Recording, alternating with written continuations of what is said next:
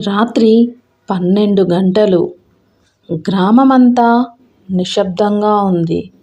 కానీ ఒక ఆలయం ముందు మాత్రం దీపం ఒక్కటి ఇంకా వెలుగుతూనే ఉంది. ఆ ఆలయం పేరు వినగానే ప్రజలు భక్తితో వణికిపోతారు. ఎందుకంటే అక్కడ దేవుడు ప్రత్యక్షమవుతాడని అంటారు. ఈ కథ 20 ఏళ్ల రాఘవ గురించి.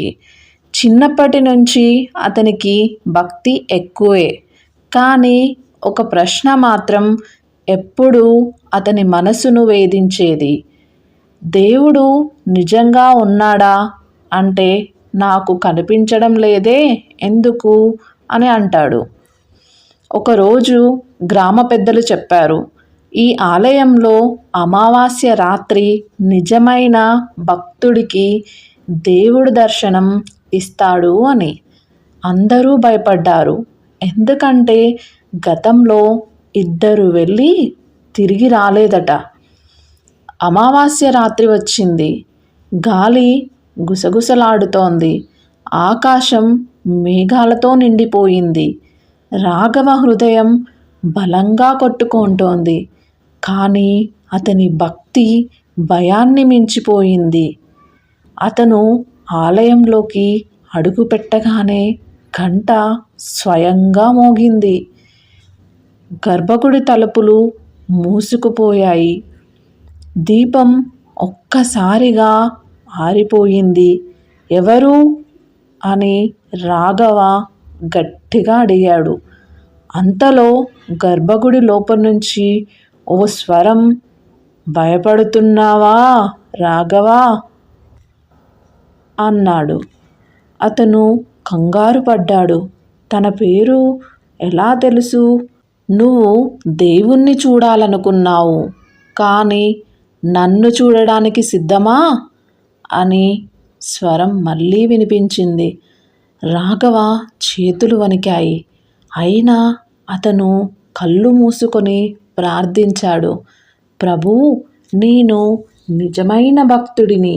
అయితే దర్శనమివ్వండి. ఒక్కసారిగా వెలుగు మెరిసింది.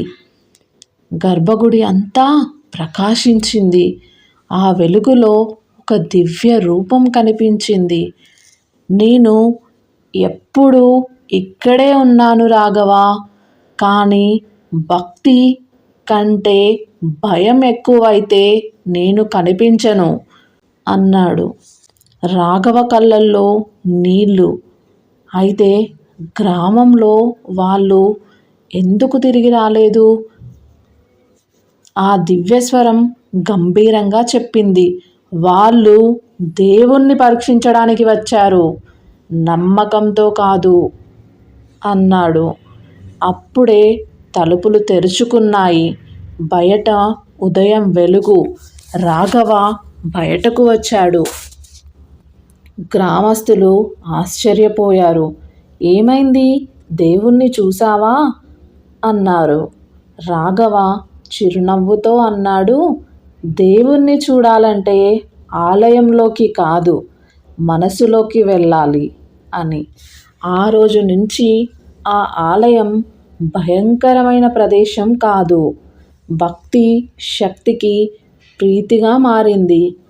ఈ కథ మనకి చెబుతున్నది ఒక్కటే, దేవుడు పరీక్షించడానికి కాదు, నమ్మడానికి.